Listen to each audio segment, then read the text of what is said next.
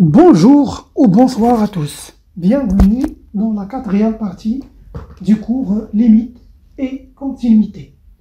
Dans cette partie, nous allons parler de la continuité d'une fonction sur un intervalle.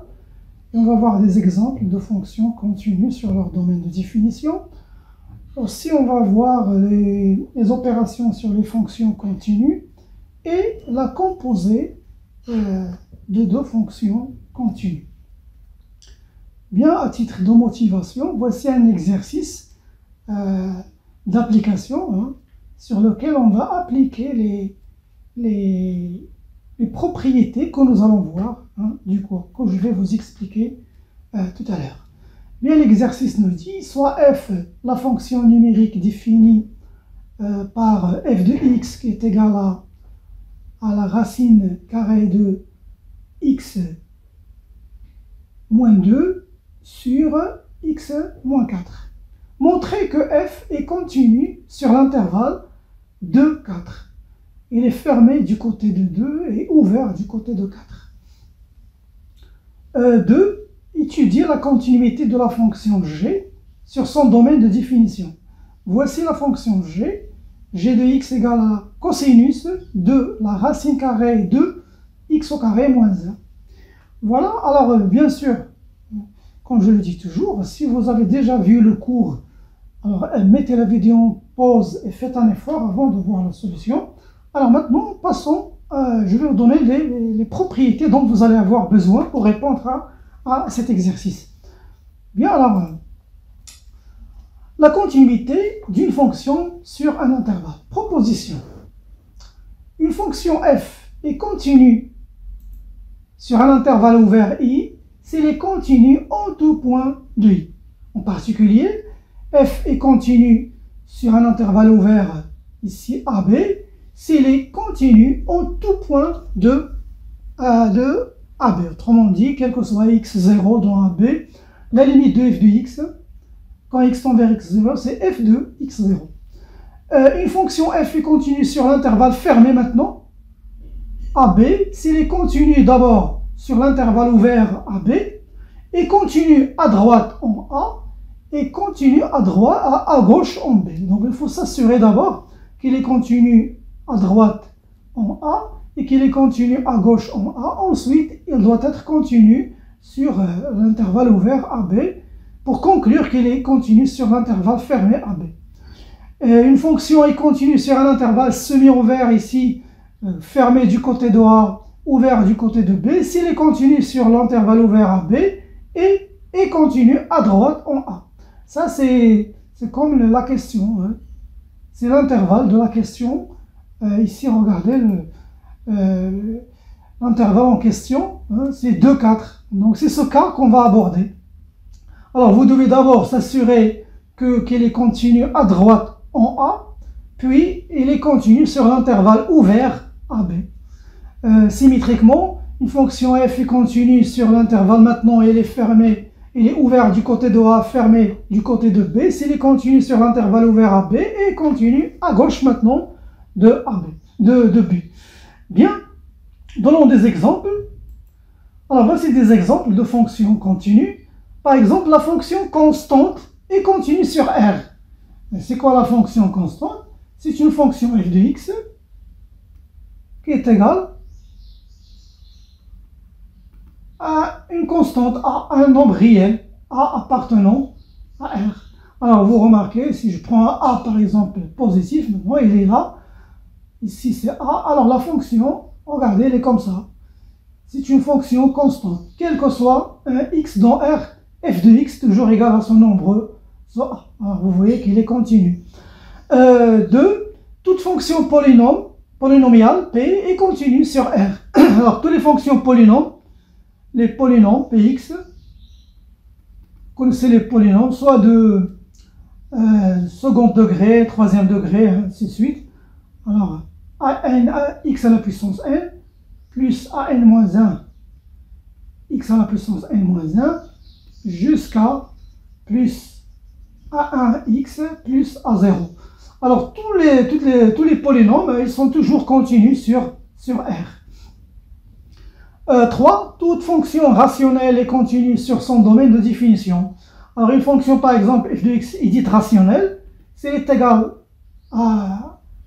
au quotient de deux polynômes. Ça veut dire px sur qx.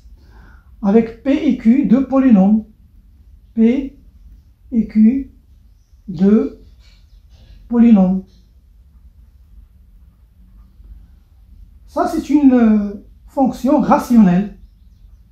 Alors, ce sont deux polynômes. Et une autre condition, quel que soit x, donc d de f, le dénominateur ici, la fonction q de x qui se trouve au dénominateur doit être différent de 0.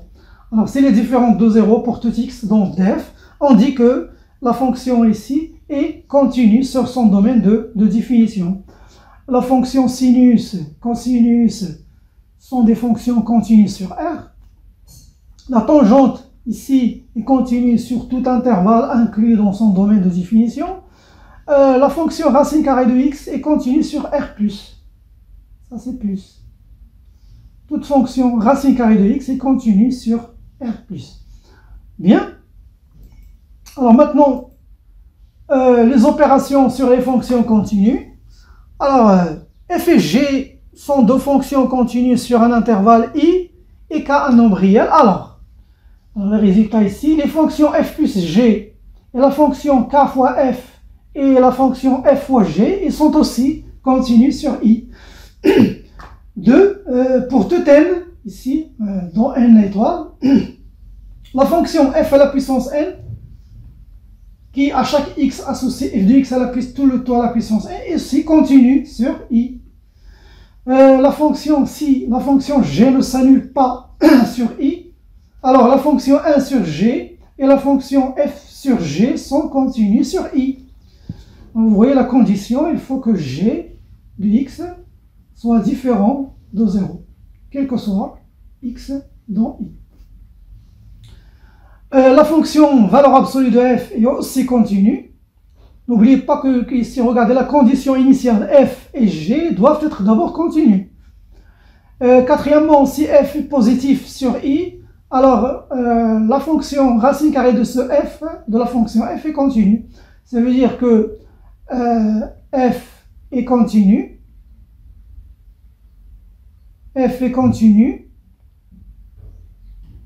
et f est supérieur, ou bien f de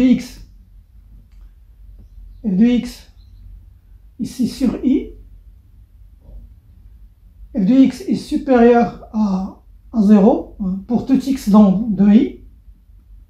Alors cela implique que la fonction racine carrée, la racine carrée de cette fonction est aussi continue sur l'intervalle i.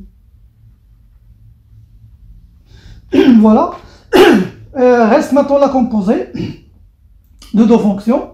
Alors, continuité de la composée de deux fonctions, soit f est une fonction définie sur un intervalle i et g une fonction définie sur un intervalle j. Alors, si tel que l'image de l'intervalle i est inclue dans l'intervalle j, et soit x0 un élément de i, si f est continu en tout élément x0 de i, et g est continu au point f de x0, ça veut dire l'image de x0 par f, alors la fonction g en f est continue en x0. En général, on dit si f est continu sur un intervalle i, et g est continu sur un intervalle j, tel que f de i est inclus dans j, faites attention, l'intervalle initial. Toujours, on parle de la continuité sur cet intervalle i. Donc, g est continu sur j et f de i, ça c'est très important, l'image de l'intervalle i par la fonction f est inclue dans le domaine de définition de la fonction g. Alors, la fonction g en f, ça veut dire la composée de g et f, est continue sur l'intervalle i. Voilà mes chers amis, avec ces propriétés, nous allons maintenant résoudre l'exercice ici. Alors on va commencer par la fonction racine carrée de x moins 2 sur x moins 4. On va montrer qu'elle est continue sur l'intervalle de 4. Bien. Alors, d'après la propriété du cours, on va d'abord vérifier la continuité à droite en 2. Donc, pour cela, nous allons calculer l'image de 2. F de 2, c'est la racine carrée de 2 moins 2 sur 2 moins 4, qui est égal à 0. Et limite de f de x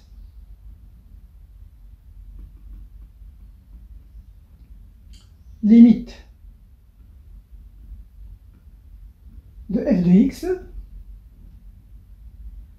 quand x tend vers 2 plus, à droite en 2, eh bien c'est toujours 0 qui est égal à f de 2. Et donc, alors, f est continu à droite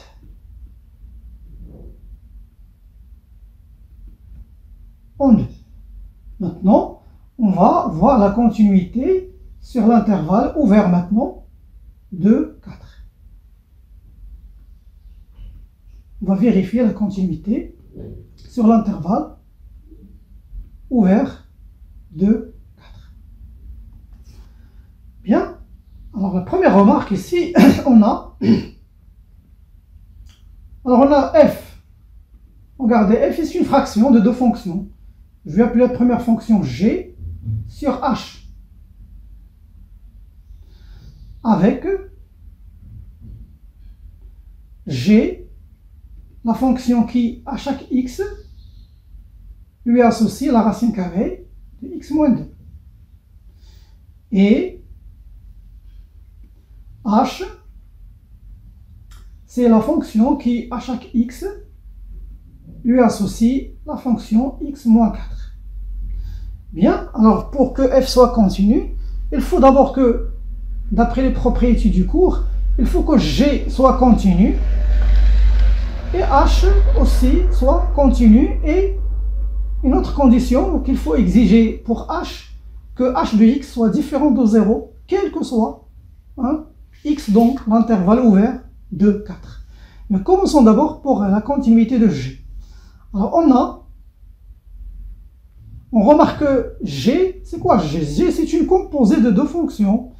Je vais les appeler la fonction g1 rang g2. Avec, donc on va préciser, c'est quoi g1, c'est quoi g2. Alors g1, c'est la fonction qui à chaque x lui associe la fonction racine carrée de x. On sait que cette fonction est définie sur R+, définie sur R+, et G2, c'est la fonction polynomiale qui, à chaque x, lui associe x moins 2. Alors, pour que la fonction racine G1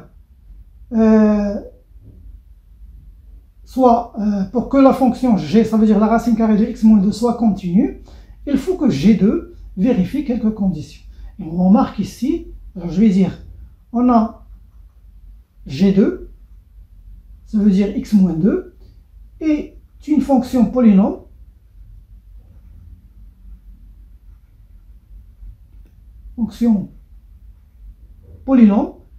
et d'après le cours, on a dit que ces fonctions sont continues toujours sur R, donc continue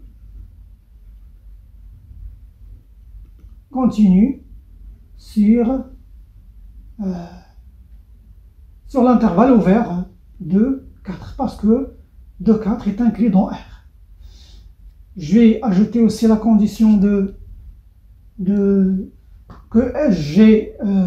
la fonction G2 doit être positive, ou bien que G2 de l'intervalle de 4 est inclus dans R+. Et remarquez que quel que soit x dans l'intervalle de 4,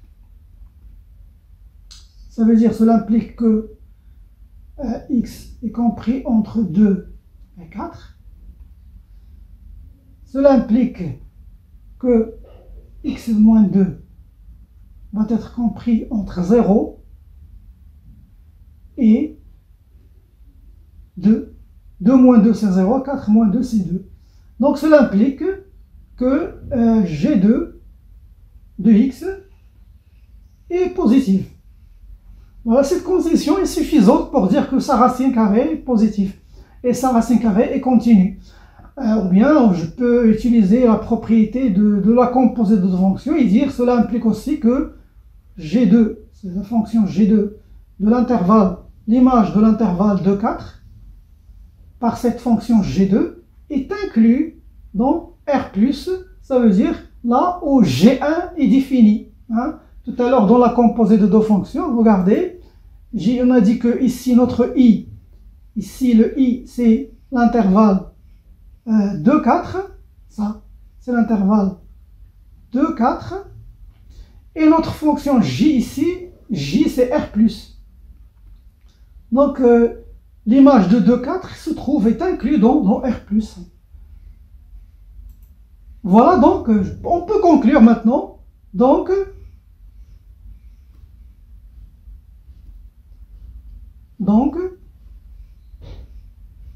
on peut conclure que G qui est égal à G1 rang G2 est continu sur l'intervalle de 4. Voilà pour la fonction G. Maintenant pour la fonction H. Pour la fonction H, donc on va effacer ça.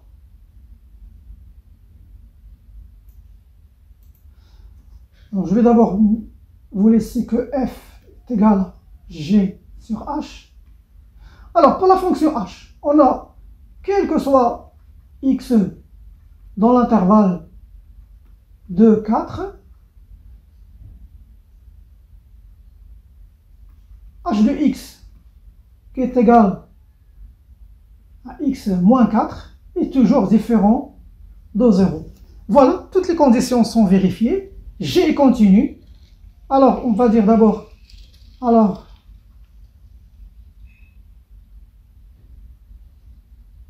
on va ajouter les conditions et h est continu, parce que c'est une fonction polynôme, est continu sur l'intervalle de 4. Donc voilà les conditions, doit être continu et différent de 0.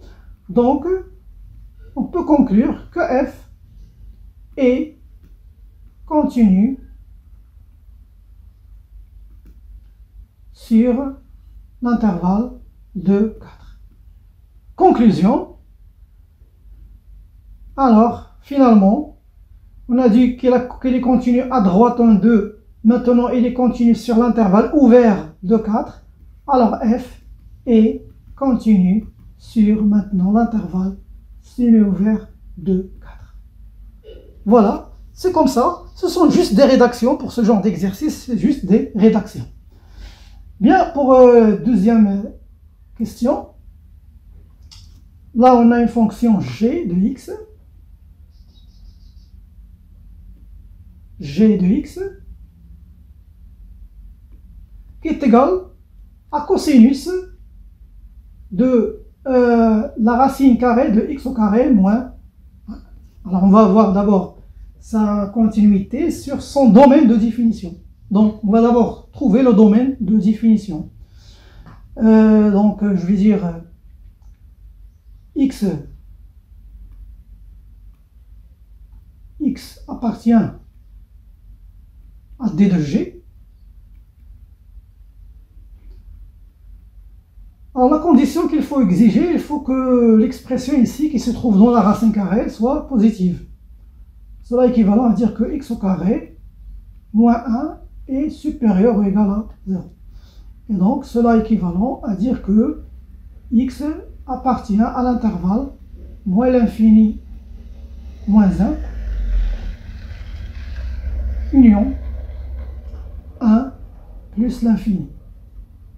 Vous avez déjà fait ce genre étudier le signe de polynôme de second degré, vous voyez.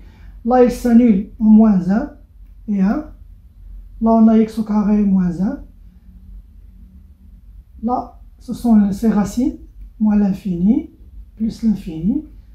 Là, c'est le signe opposé de A. Le A ici, c'est le coefficient qui se trouve à côté de x au carré. Ici, 1, positif, donc là, il va être négatif. Là, il va être positif.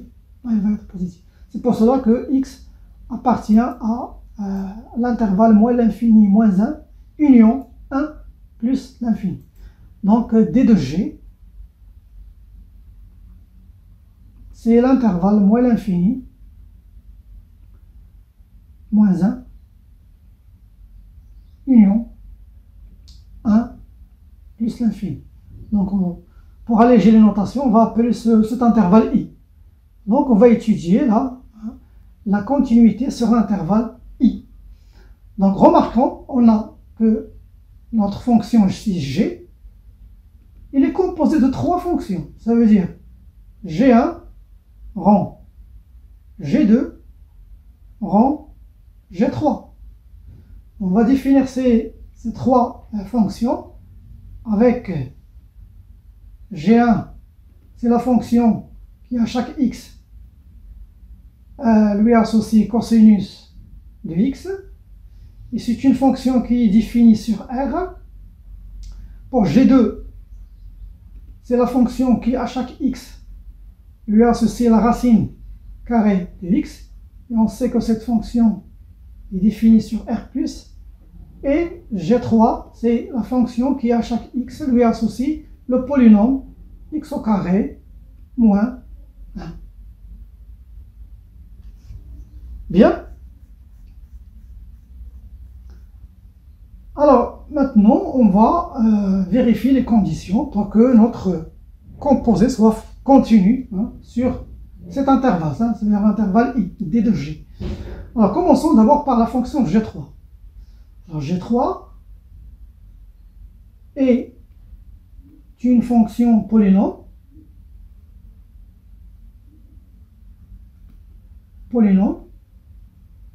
bien polynomiale, si vous voulez,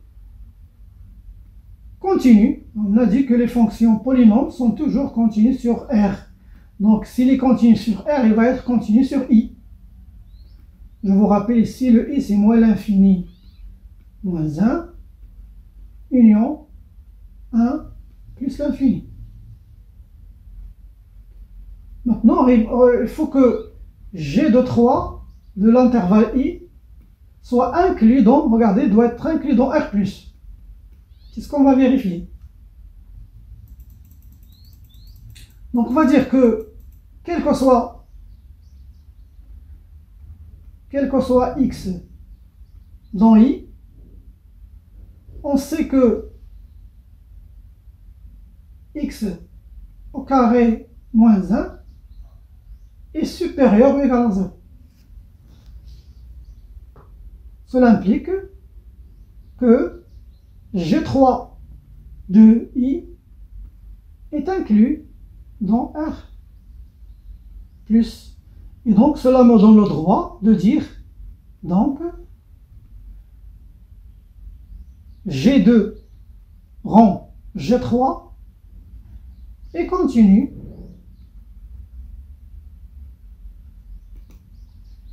sur I.